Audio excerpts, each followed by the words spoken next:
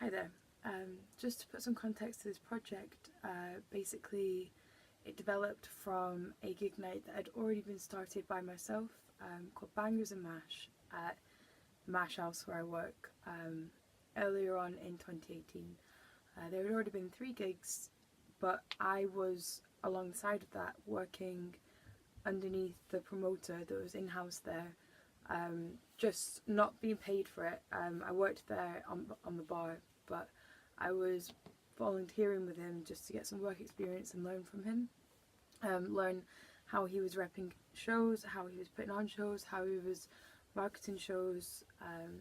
So Bangers and Mash came around as a way for me to be able to put on my own gig night, as well as for him to, first of all, for us to encourage people to come to the Mash House on a monthly basis to come and see live music, and to also find bands for Dan, is the promoter's name, for Dan to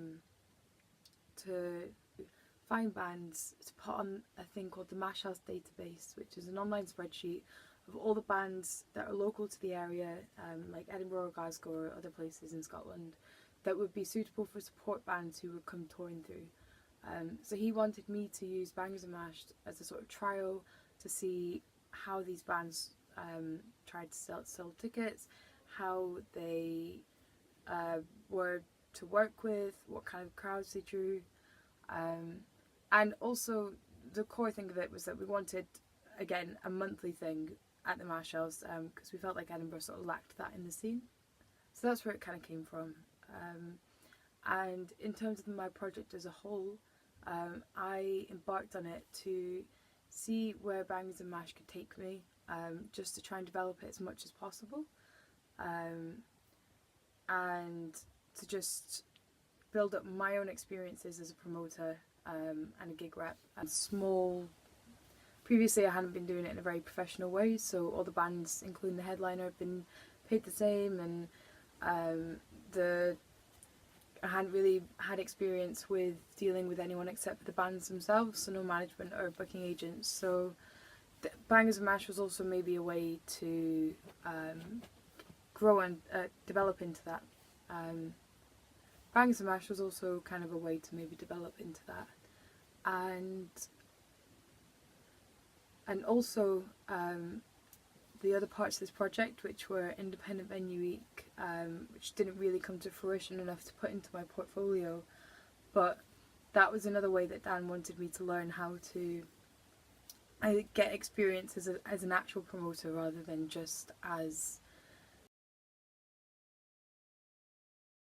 how to deal with actual management companies, and how to put together costings for more than £100 maximum. Or how to put together a costing sheet at all, because we'd never done costings for any of the bands that we put on prior to this round of shows for this project. And the DIY part of this project came from Bangers and Mash, which I included in my portfolio just to sort of show that my experiences were growing and my reputation was growing as a result of Bangers and Mash. So yeah, thank you.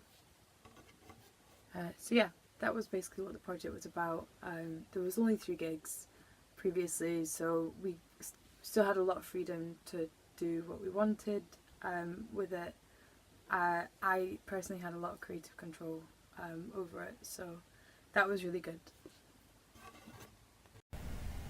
I also want to add that financially, I didn't have to pay anything for any of these shows, because I was technically working for the Mash House by booking these bands. So whilst I didn't have to pay anything, I also didn't take home any of the profits.